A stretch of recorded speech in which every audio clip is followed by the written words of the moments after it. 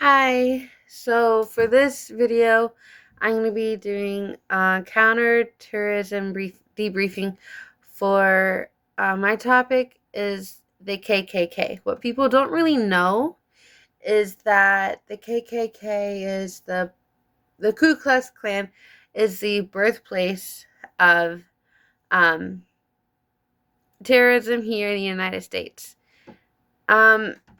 My train of thought has been really everywhere lately, so I wrote down my notes. Well, typed it down. So I have my notes right here. So if you see me going back and forth, that's why. But when people think of terrorism, they think of bombings. They think of like Oklahoma bombing. They think of 9/11 with the mass casualties. Don't get me wrong, that is true. However, a lot of people recognize the KKK and they don't really recognize it as an act of terrorism, which is to me baffling because it's the birthplace of terrorism here domestically in the United States. Technically, it started back in the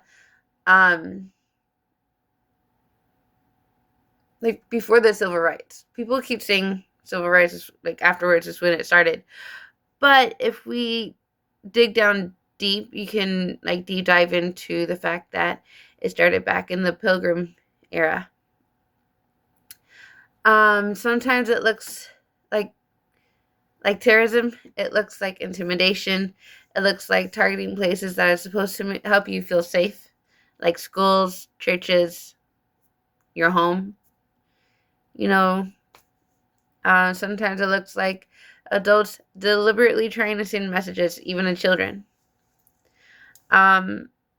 With that, I would like to also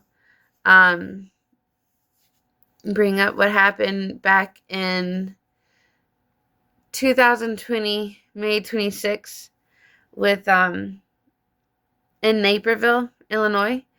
There is a school called Welch Elementary. My daughter currently goes to it, but back in 2020, there was this like great divider on the elementary school land, and it said with graffiti, white supremacy, and then the KKK cross was graffitied on there as well, along with some gang symbols, I guess, to throw it off from being KKK. But seeing that the biggest graffiti symbol that was posted on there, well, graffitied on there, was in fact the KKK cross. A little bit later, you know, they ended up cleaning it, but the children still had to see it. Children like me, mixed.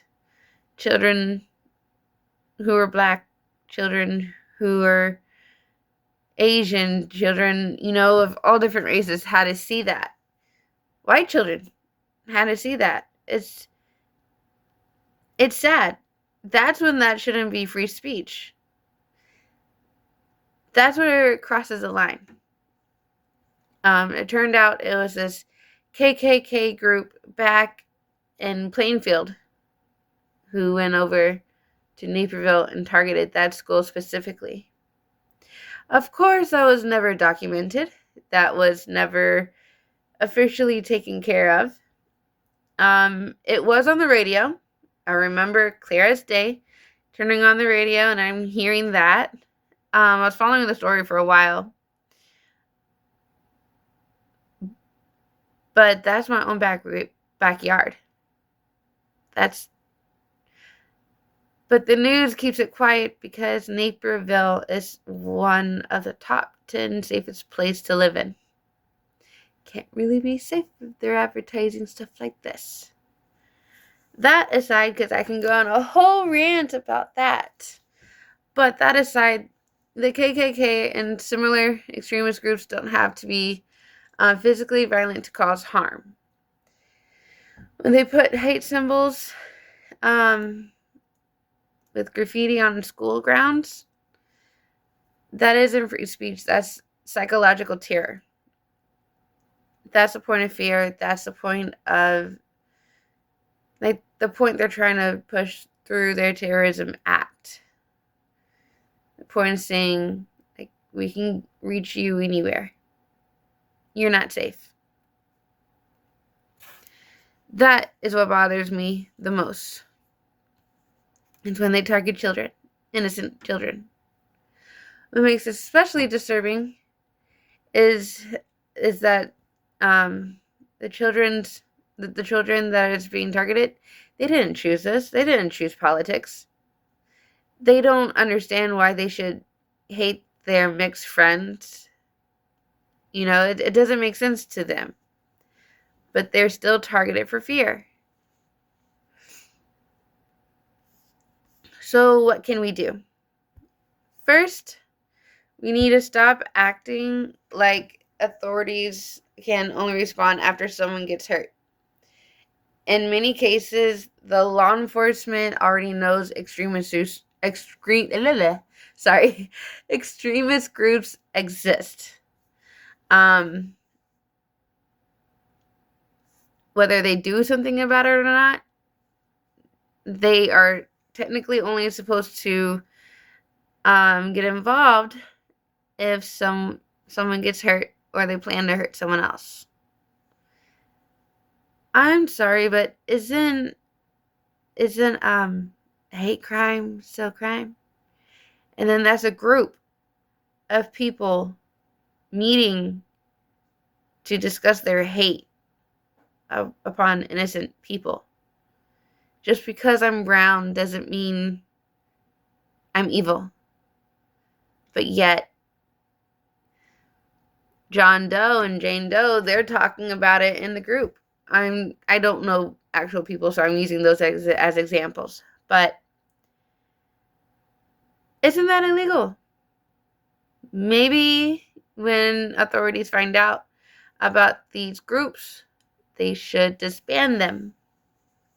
But hey, that's just a thought, right?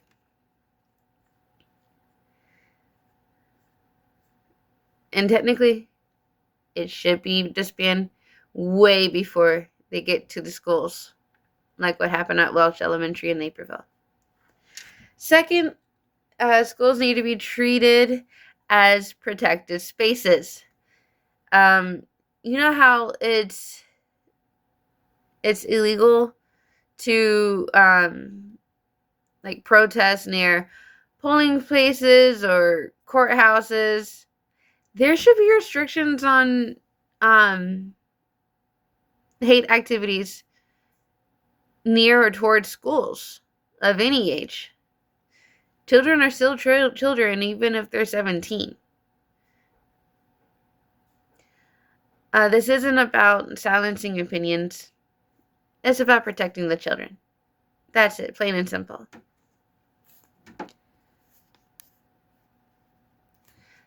Thirdly, I would like to mention that hate-based intimidation needs to be taken seriously when it doesn't involve weapons. Graffiti, symbols, and threats are often signs of ignoring them, are often warning signs, and ignoring them just allows extremist behaviors to escalate. Remember the saying, sticks and stones? You know that saying, the sticks and stones saying? Why can't I remember it? But if you remember it, sticks and stones may hurt, but word can never hurt me, whatever. Anyways, that's crap. Bullying hurts. Bullying kills. Hate crimes hurt. Hate crimes kills.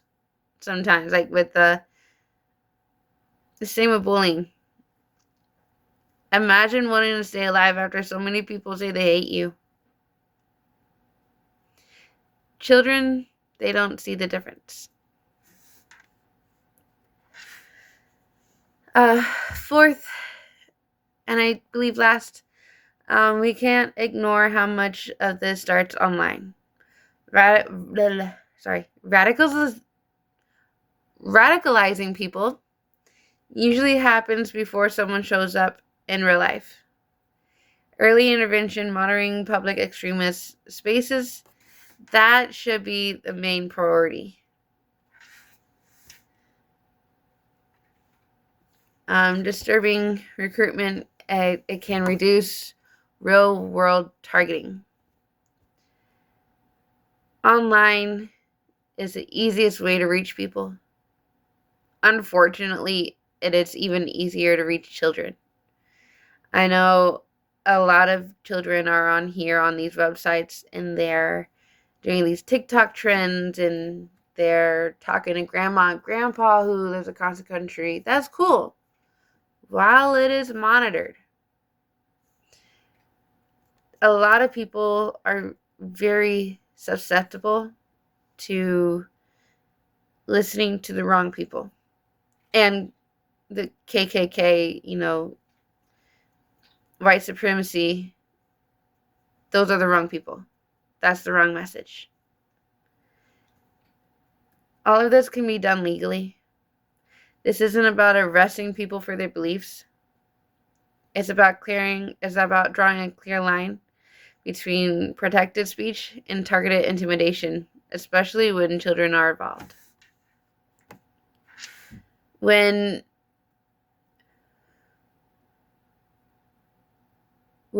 a white kid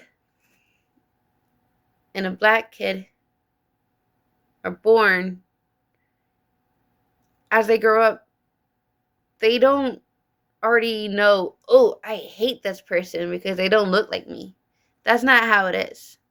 They are taught. They are sometimes violently taught. I know personally, with me, I was beaten up as a child way too many times to count. I came home with bruises all the time. I got told that my blood is dirty for being this color. I got told by grown men not that long ago. So this is way past being a child. For most of my life, I've been told racist stuff. I'm 29. But also back in 2020, a grown Irish man would always pick on me at the grocery store that I worked at and call me spick and call me wetback. Racism is not born. It's taught. Domestic terrorism doesn't always look loud or dramatic. Sometimes it shows up quietly in places that are supposed to be safe. When that happens, the damage isn't just physical, it's emotional. And it lasts. Trust me, the damage lasts. Spoken as a victim. Sorry, I fidget. That's why the KKK similar ideologies can't be treated as history. It's still going on today. It hasn't gone away. The form may change, but the harm is still very real. We see it with, y'all remember, I forgot if this was before or after COVID. I think it was after COVID. People were targeting Asians. I remember there was a lady in Chicago who was targeted. She was an elderly Asian woman. And there was a white man who beat her up. Blamed her. It was after COVID. They blamed her for COVID. She didn't do nothing. She was innocent. If we were to ask ourselves, where is the line? The line was ages ago. KKK, the racist BS is the was the start of domestic terrorism. That's why I wanted to use that for my topic today. It may not look the same as it did way back then, but it still hurts the same. So that's my video. And I hope that gives some thought.